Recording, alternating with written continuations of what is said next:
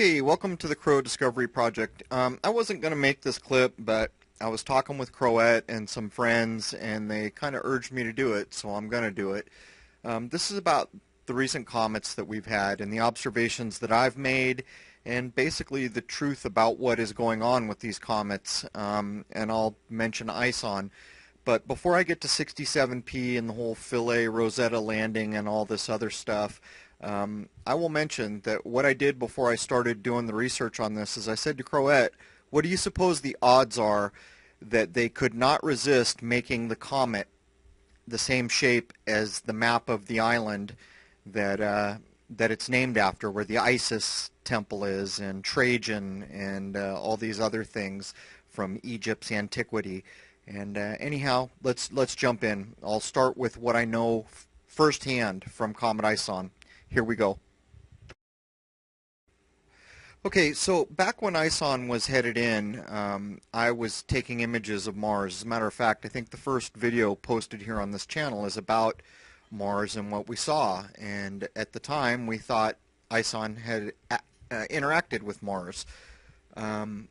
We noticed that Mars changed color very quickly over a few days. And that's supposed to happen over like 18 or 36 months, I forget, but it's a long period of time. It does change color, almost like a season, but it happened in a very short while.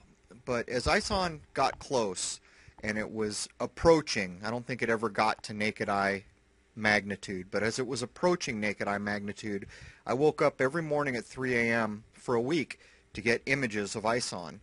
I had perfect coordinates, I had everything I needed, good seeing, and I couldn't find it. It was not there. But you could say, well, you didn't have the right coordinates, or you could say a lot of things. But here's the problem. I think the star was Regulus. Don't call me on it. I'm pretty sure if I remember back, the star was Regulus and Mars were right there. So I was looking in Stellarium, I was looking at websites, I was looking at what NASA was saying, and we had these markers out there, the star Regulus, which is very bright, and the planet Mars. And I finally got fed up as we were approaching naked eye visibility, which we never did. Not to mention that they said it was going to be the comet of the century, which never happened. But I took a camera with a wide field view, centered it up in the part of the sky it was supposed to be in, and I opened the shutter for 5 minutes. There was nothing there. ISON was not there. I tried my hardest to find ISON, and I couldn't do it. So I'm going to preface the conversation we're going to have about Comet 67P with the first-hand experience of realizing that the Comet ISON was not where we were told it was. Moving on. Okay, so let me start by saying every image in this video is from WikiCommons, and these are copyright-free images. But let's talk a little bit about comets. As you can see in this image, comets have historically marked significant events. Here's the birth of Jesus, and as you can see, there's a comet in the background. We should always look at the etymology of words. If you look at the word comet and you look it up, it means hair. And from this image, you can kind of see if that's in fact true, that ancient people named it that for a reason, that yeah, a lot of comets, the tail does look like hair. In the modern age, this makes us think of DNA, or at least makes me think of DNA. But the head, the top portion of a comet, is called a coma. If you look up that word, it does also mean hair in the ancient languages, but it also means to be asleep, and that should make you think. And the reason is because what we've learned with these past comets, and the one that I'm going to cover here, 67P.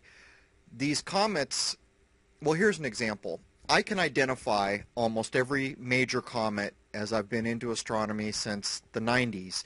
They have a look, and this look sticks with them most of the time. Not in every case, but most times you can see an image of a historical comet and you can ID it because it has a look. Almost every image of ISON we got looked different. Not only that, historically comets were white, sometimes bluish, or a combination of the two. Now they're all green. There are just so many things for those who want to critically think and look carefully at what we're being presented with when you think about comets. And I can't stress enough that when you consider that the head of a comet is associated with a coma or sleep or being unaware, that should make you think. Many of these comets and these images that I'm showing you now are associated with major events in history, like earthquakes, plagues, things like this. When you consider what this means, it's either God is sending a comet to say something bad's going to happen to us, or there's some magic going on where a comet shows up when bad things happen, or, I mean, you can fill in the blanks. What does this mean? Historically, comets have been harbingers of dread, and you can look up many cases where comets show up and people expect something bad to happen.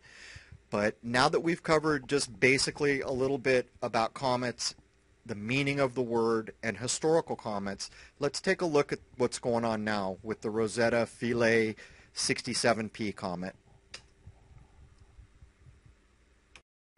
Okay, so I am going to start covering this current comet that they have supposedly landed on with a dead giveaway. This comet was discovered on September 11th, 1969. Now, for those of you who are awake, or at least mildly awake, you should understand that anytime you see this date, there's shenanigans going on. That's all there is to it, and it gets better, so let me move on here. The Rosetta spacecraft mission launched in 2004. They knew the comet was there because they had supposedly spotted it on the 11th of September in 1969, but they had no idea what the shape was.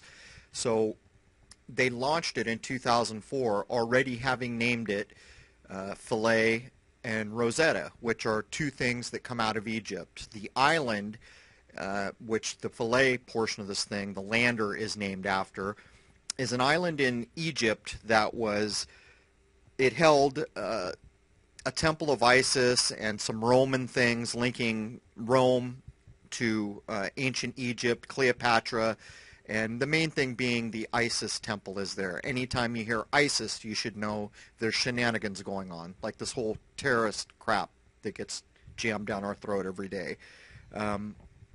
But what I'm getting at here is they name these things not knowing anything about the shape of the comet. The shape of the comet is first seen on July 14 of 2014. So that's when they realized the shape of the comet.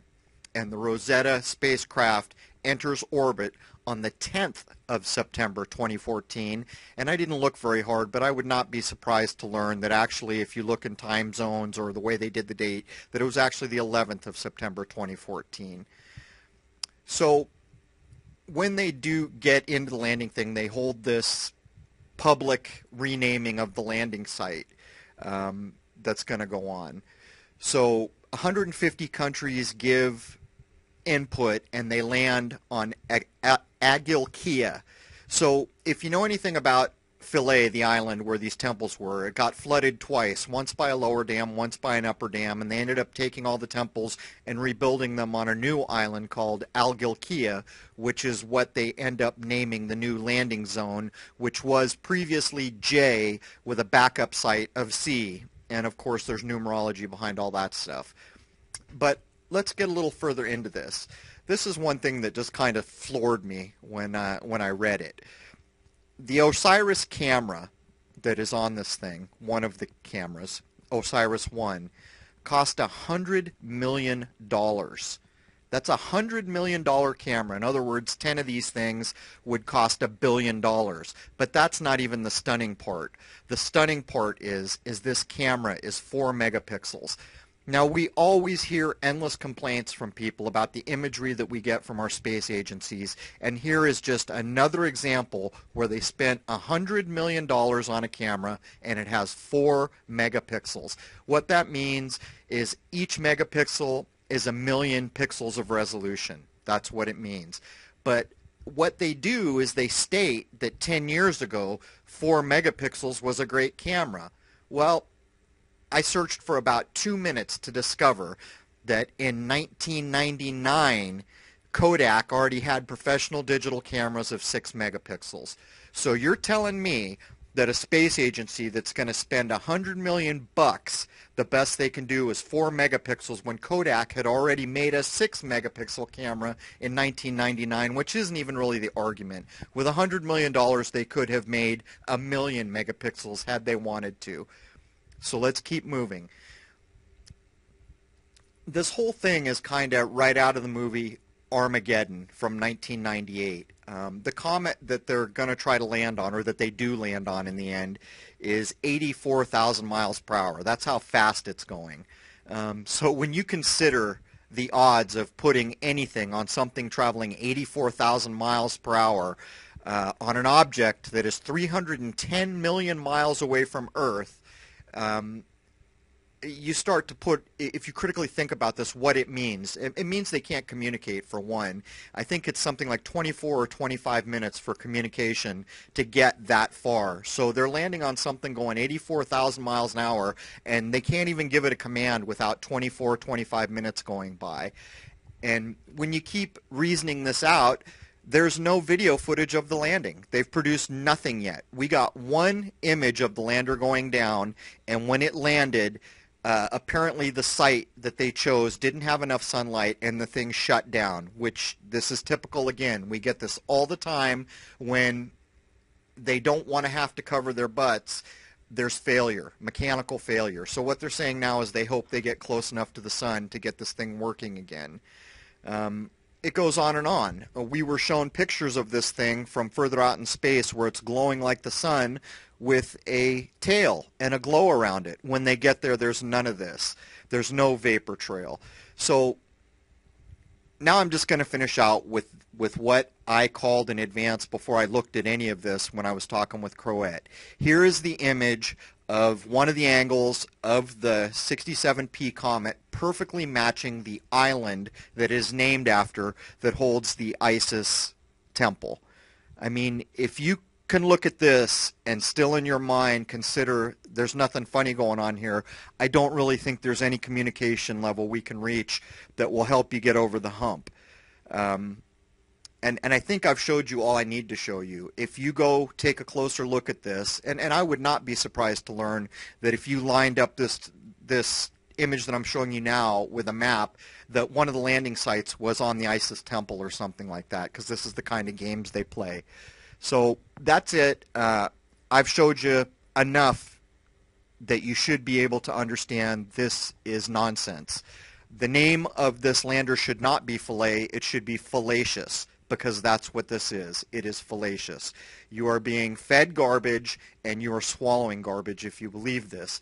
And that also means that every time you repeat what you have been told or make decisions based on this bad information, it is all done based on error. And that's all there is to it. So when people come to my channel and they ask me why I have no faith in the space agencies and why I do not accept any information, what I have shown you here should underscore it. And in closing, you know, comets have comas. And if you can't think about what is going on here, then in a sense you're living in a coma. You're kind of asleep. What's going on here is a lie on a magnitude that's almost unimaginable. Anyhow, there it is. Cheers. So actually there's one more thing I want to mention. If something big happens on this planet, whether it's a alien invasion or a meteor storm or anything that threatens security of the population on a large scale, don't buy into it. Just don't. Go force these things to prove themselves as true. Don't watch a video on the news and allow that to be your truth. I would remind everyone that on 9/11, we as a nation, as a world, were so scared by a group of people who knocked over a couple buildings that we gave our security away. We allowed a nation to be invaded that had nothing to do with it. And we have since watched a slew of laws be passed that have taken our freedoms. So in closing,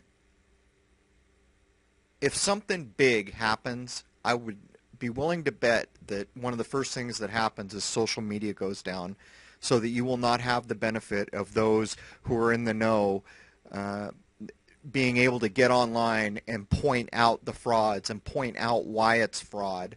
So you know, that's all I'll say in closing. It just, you need a lot more than a video or some authority telling you something is true for it to be true.